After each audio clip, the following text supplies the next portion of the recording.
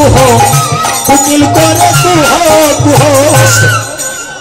কোকিল যখন কুহ সুরে ধ্বনি করছে সবল নিষেধ করেছে কোকিল তুমি রাধা নামের ধ্বনি করো না। সবলকে কোকিল বনের পশু উত্তর দিয়েছে সবল যারা নিত্য গঙ্গা দর্শন করে তারা গঙ্গাকে জল মনে করে।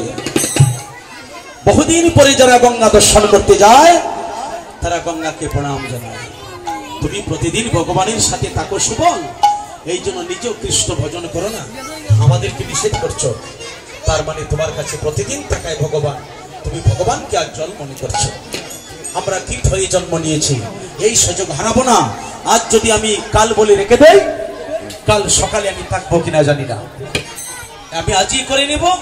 সবাল বললেন বনের পশু হইয়া কৃষ্ণ সবাই রত, আমি ভক্ত হইয়া বলে গিয়েছি না না না, মানুষ সুতা দিয়ে মালা গাঁথে। আজ আমি বনের মধ্যে আমি প্রমাণ করিব তোমরা সকলেই সুতা দিয়ে মালা গাঁথো। যদি ভক্তের মতো ভক্ত হও তাহলে মালা গাঁথতে সুতা লাগে না।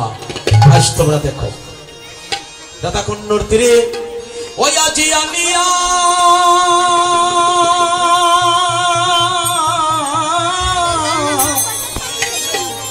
আনিয়া সুবল ওরে চম্পকেরি তল অসে মনসা দে গাতে গাতে মালা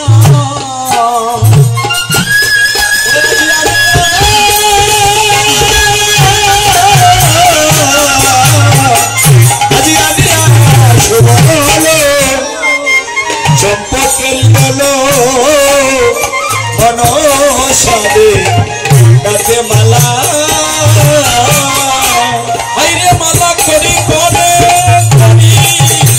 মালা করি করে করি করে আইরে মালা করি করে কহে গিরি দরে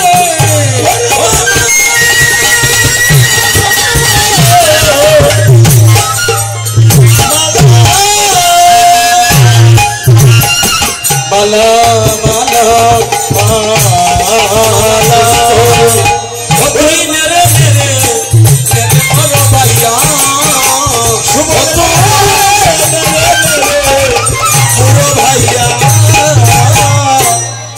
আরেকটি ছোট বাজাও হারকা দিল সুবল বিনা সুতে সুবল হারকা দিল বিনা সুতে ও মালা পরাইব নন্দ নন্দ সুতের গলে সুবল হার গাতিল বিনা সুতে ও মালা পরাইব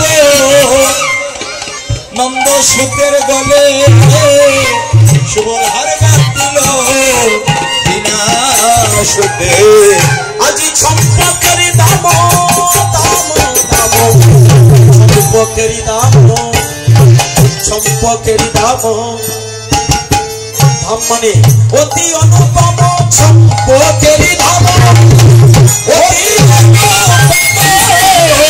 সবলে দিল যাইয়া ও সুবে সমগলে দিল যাইয়া সমগলে মালা ভরাইয়া দিল সমগলে মালা বল সমগলে মালা ভরাইয়া দিল সমগলে মালা।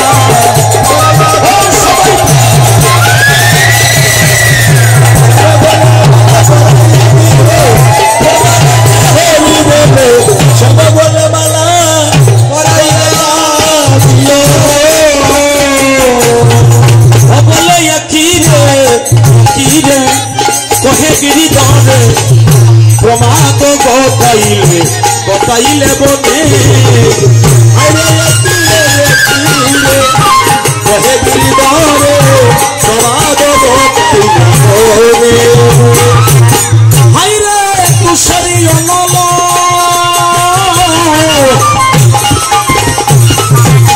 ও ভাই তুষারি অনল অতই জ্বালাইলে সুবল তুষারি তুষারি তুষারি অনল তুষারি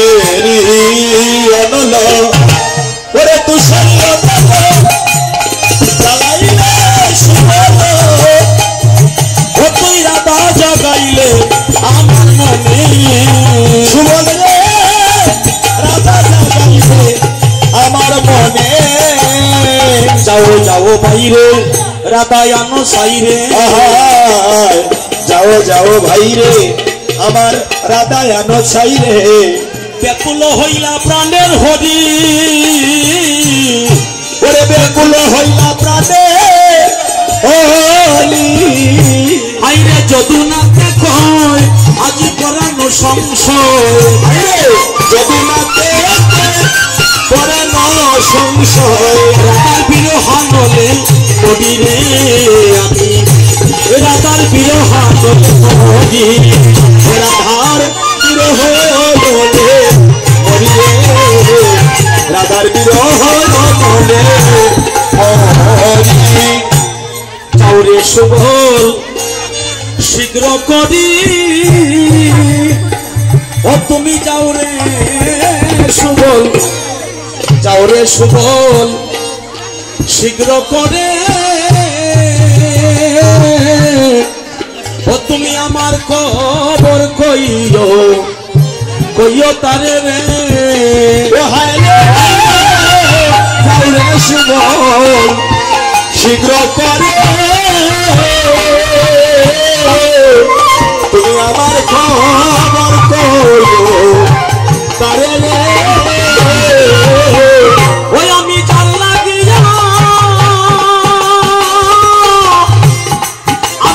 লাগিয়া বৃন্দাবনে হইয়া শিপা পাগল রে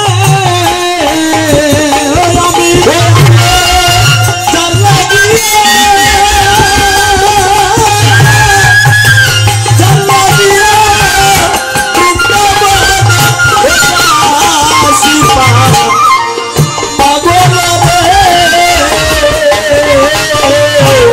তুমি যাও রে সুবল রাধা রাতায় নদিয়া সুবলে সুবল যাও রে সুবল রাধা আনদিয়া সুবল রে রাই বিহনে আজানে শেষ না টোনটা একটু ক্লিয়ার করে আগের মতো দেন একটু আমার কাছে ক্লিয়ার করে ল করবেন যাও রে সুবল রাই বিহনে ওরে বৃন্দাবনে ও সুবল রে রাই বৃন্দাবনে ও সুবল রে সুবল ফুটে না ফুল তোমাল তোমাল বনে রে রাই বিহনে আহা বৃন্দাবনে ফুটে না ফুল তোমার বনে রে আরে রাই বিহনে বৃন্দাবনে ওরে সুবল রাই বিহনে আজি বৃন্দাবনে হাইরে ফুটে না ফুল তোমাল তোমাল বনে রে রাই বিহনে বৃন্দাবনে ফুটে না ফুল তোমার বনে রে ও তারে তুই নয়নে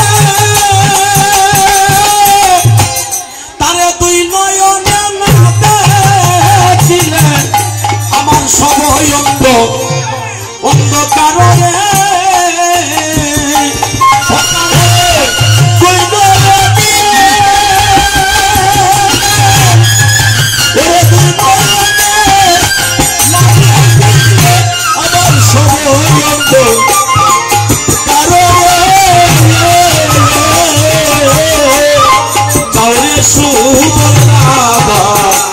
রাতায় নদিয়া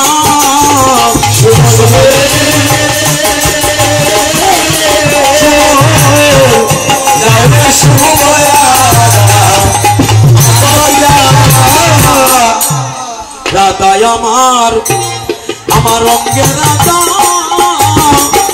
ওরা সুবল রাতায় আমার অঙ্গে রাতা ও বাইরে ও ভাই আমি তাহার প্রেমে রাধা রে রাধা আমার ওরে রাধা আমি তাহার প্রেমে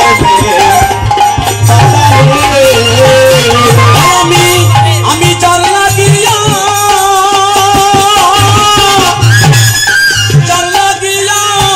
বৃন্দাবনে হইয়া শিপা পাগল রে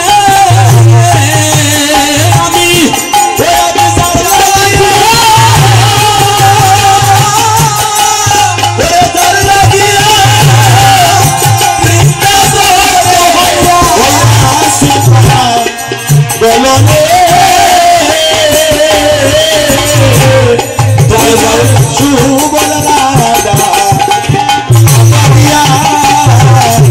বলে রে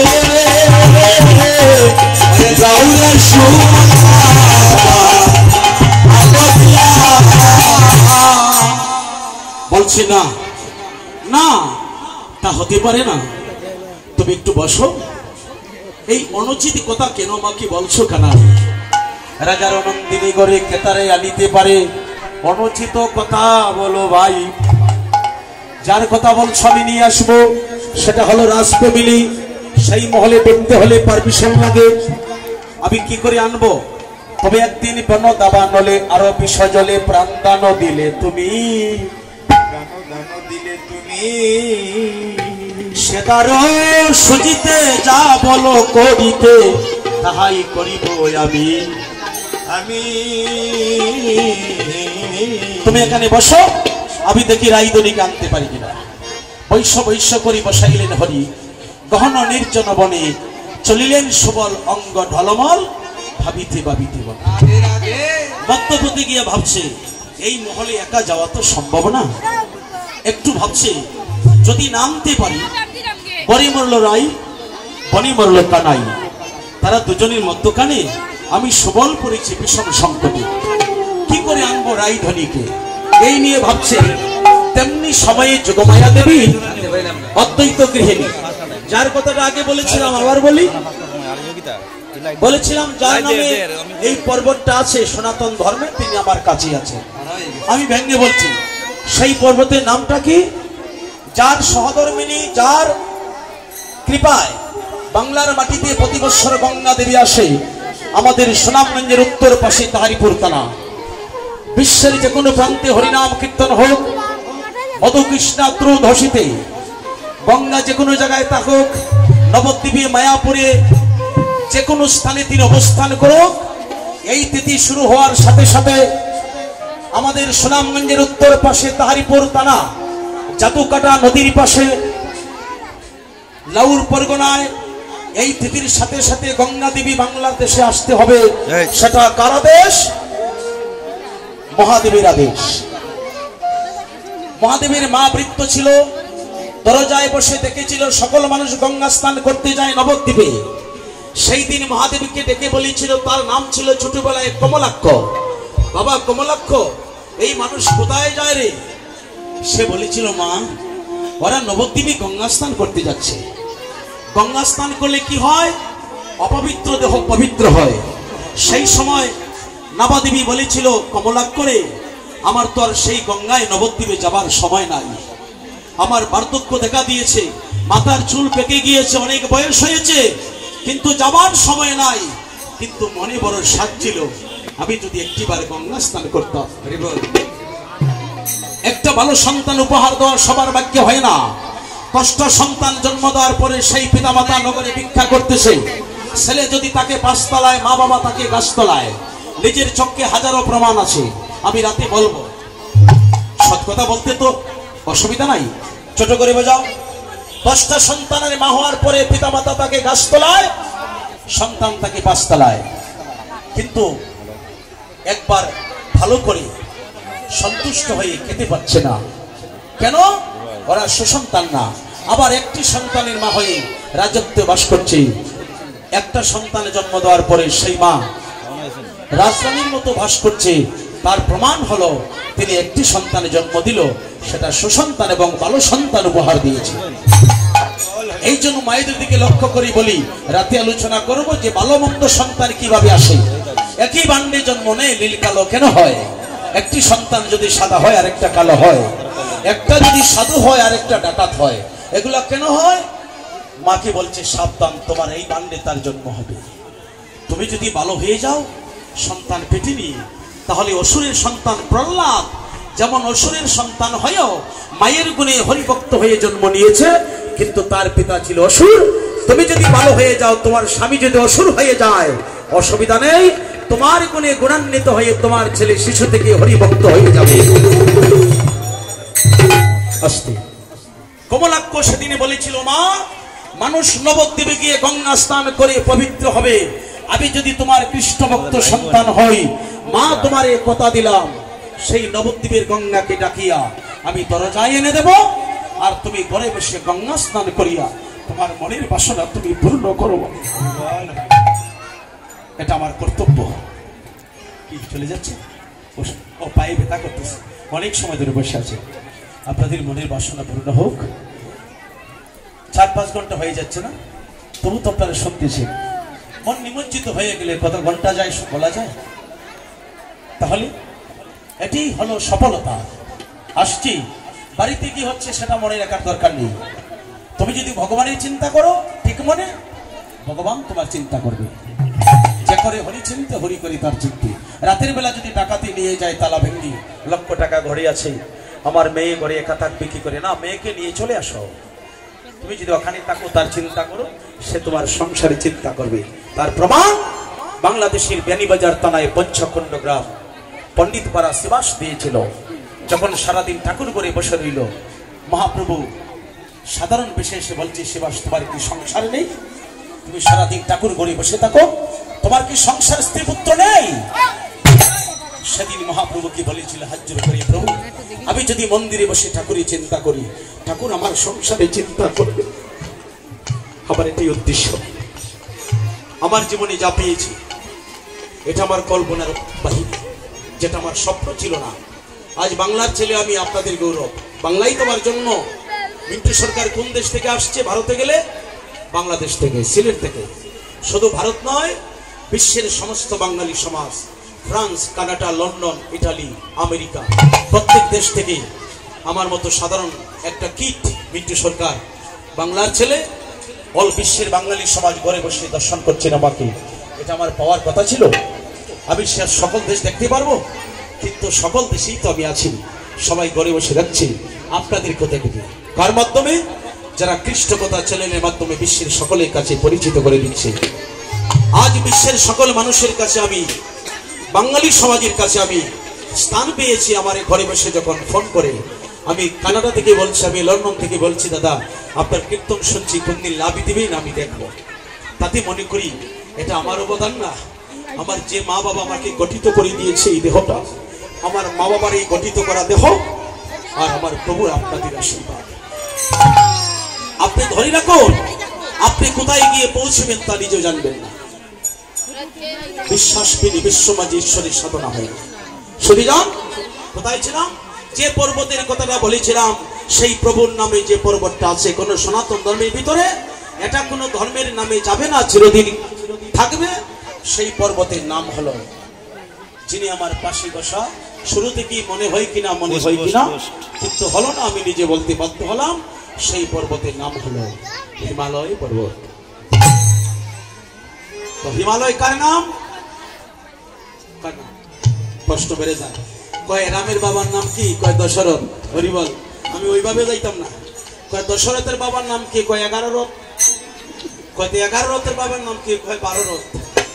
এখন এই শিষ্য যেভাবে প্রশ্ন করে, গুরু এইভাবে উত্তর দেয়। কারণ গুরু জানে এটার যদি সত্য নাম কইতে হয় তাইলে কয়েক সিঁড়ি পার হয়ে যাবো, পরে তোর আমি জানি না, পরে দেবো তুমি জানো না। তো দশরথের বাবার নাম কি? 11 রথ। তার বাবার নাম 12 রথ। কয় তার বাবার নাম? কয় 13 রথ। কয় 13 রথের বাবার নাম কি? কয় এটা তো 14 রথ। এখন সে ভাবছে আমি যত যাইবো সেও যাবে। তো এইরকম না, মনে করেন আমাদের সনাতন ধর্মের প্রথম যে পর্বত, বড় উঁচু পাহাড়, সেটার নাম হলো হিমালয়। হিমালয় কেন হলো? হিমালয় কার নাম? আপনাদের পাশে যিনি আছে বলছিলাম, সেই শিব মন্দির আছে না, এই শিবের আরেক নাম হলো হিমালয়, আরেক নাম হলো কৈলাসপতি, আরেক নাম হলো ভোলানাথ, আরেক নাম হলো শিবশঙ্কর, আরেক নাম হলো মৃত্যুঞ্জয়। কত নামই না, কৃতিশ তো সাধারণ মানুষ কয়, এটা মহিলা যারা কায় হরিবার। ওই শান্তিঘাটের বিষয়ে কি কইলাম আর শিবাস দোকানে গিয়ে কয় আমার একটু কৃতিশ দাও। কৃতিশ তো মানুষের নাম, কৃতিশ কি দোকানে বেছে নাকি হেলা দেখি কৃতিশটা কারা।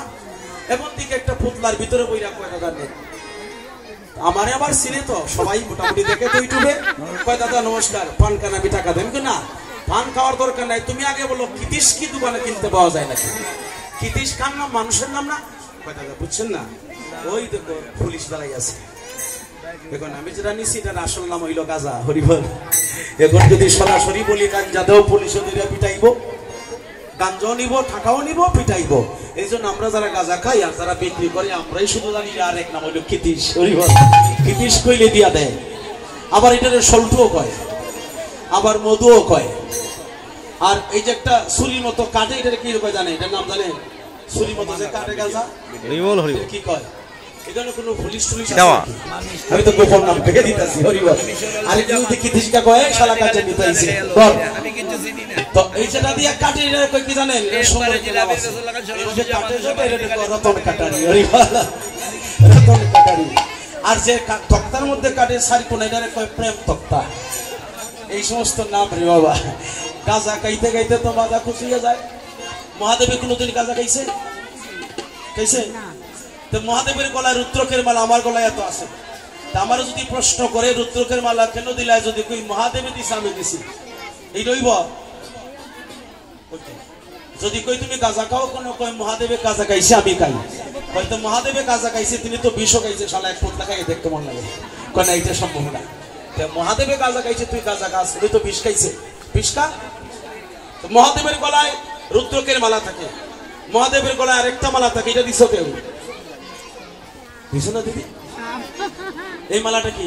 মহাদেবের গলায় শুধু রুদ্রকের মালা থাকে, আরেকটা মালা থাকে, এটা দাও না কেন? এটার নাম হইলে এই যে শ্রাবণ মাসে পূজা করে হুশ হরিবল, এইটার নাম কইলে হয়ে যায় হুশ, এইটা দেওয়া যাবে না হরিবল। এই জন্য সুবিধাবাজি ভজন কলির যুগে চলছে।